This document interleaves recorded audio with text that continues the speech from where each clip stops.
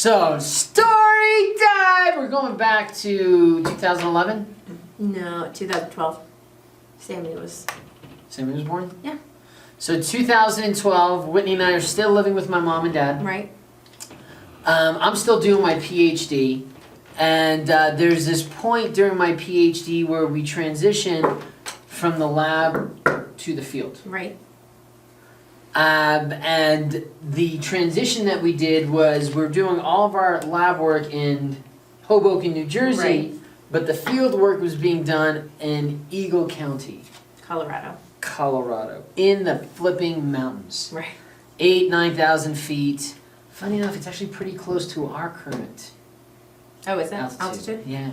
So anyway, so we didn't have a facility out there. We were using mom and dad's garage. Right, in New Jersey. So we had some friends who, what is going on? Is somebody tap dancing upstairs? We had some friends who worked in the industry who were local, Mm-hmm. who said, "Don't worry about it. We got you. We got you." So what was it? I can't. What part of the year was it? It wasn't Christmas. It was fall.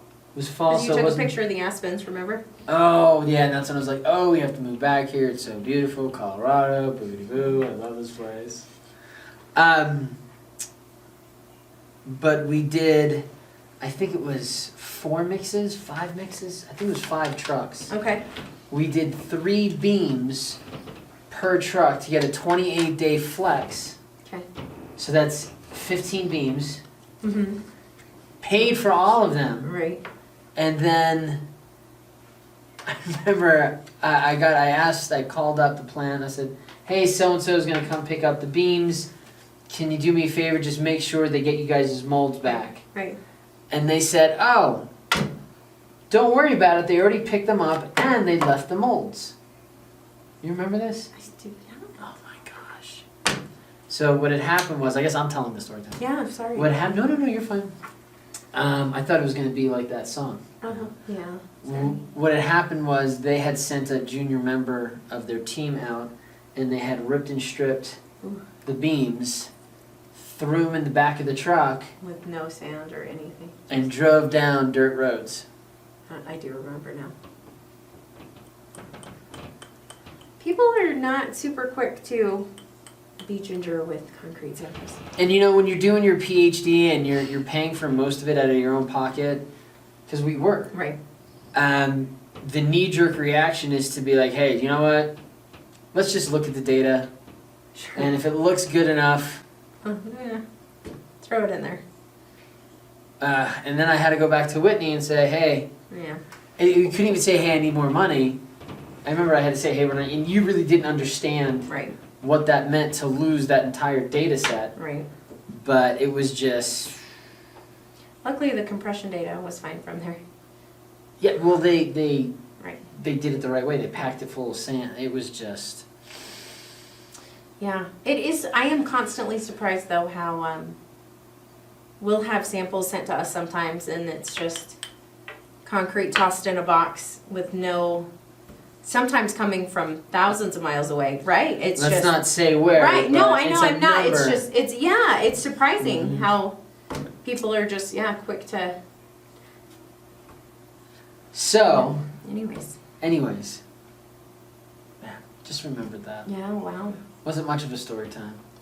It really ties into, stuff that we have to deal with here in the lab, which is, sometimes, especially as you run a business, there are things that you have to, forgive. That's just Right. part of running a business, and Right. mistakes will be made, accidents will happen, and as long as nobody gets hurt, Sure.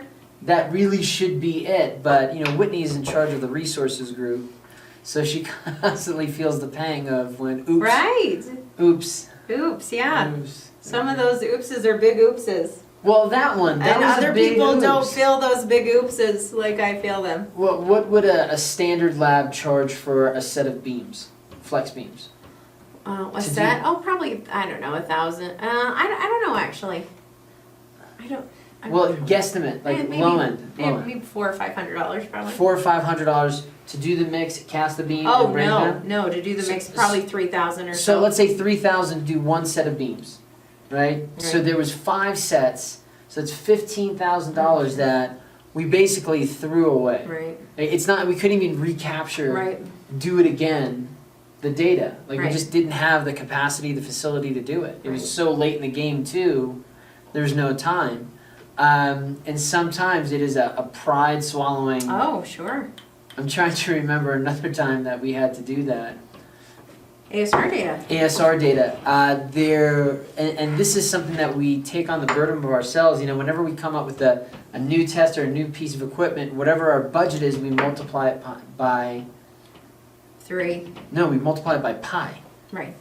So we do that because there's a learning curve with all these new pieces of equipment, these new tests. Sure.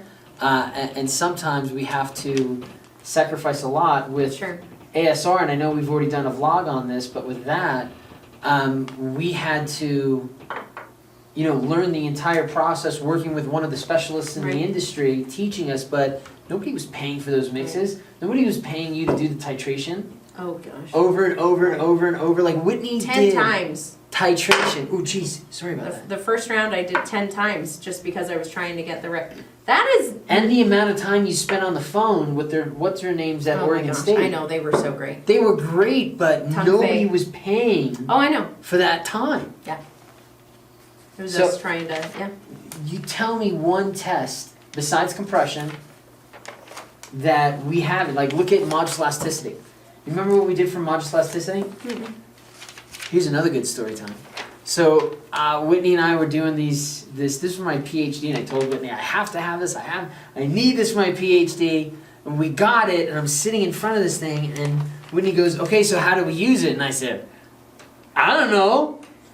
And then, I called up the guy who sold it to me. I was like, listen, man, you sent me this piece of equipment. I don't know what the shit to do with this thing. Right. So he said, well, come on out to our facility, Oh, right. and I'll show you how to use it. And we drove out to, it was the border of Ohio and Pennsylvania. 7-hour drive. 7-hour drive. And then when we got out there, this is when Sammy was in the car. Yeah, he was a little guy. So then we got out there, Whitney and Sammy had to sit in the car while... No, we hung out in a hotel. Okay, sorry, hung out in the hotel. Okay, but I know that while I was there, I ended up buying some equipment. Yeah. The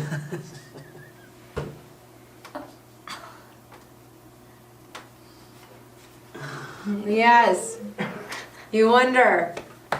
I get so flustered. buying the mortar pot Right. and the mold, Just had to have it. and to do that test, hey, is either that or do gypsum. Which one would you rather do? So, yeah, we drove all the way out. Where was that? What part of Pennsylvania? I want to say like 7 something. I think it was Ohio, It Pennsylvania. was not. It was literally on the border. far west end of Oh, Pennsylvania. so horrible. So.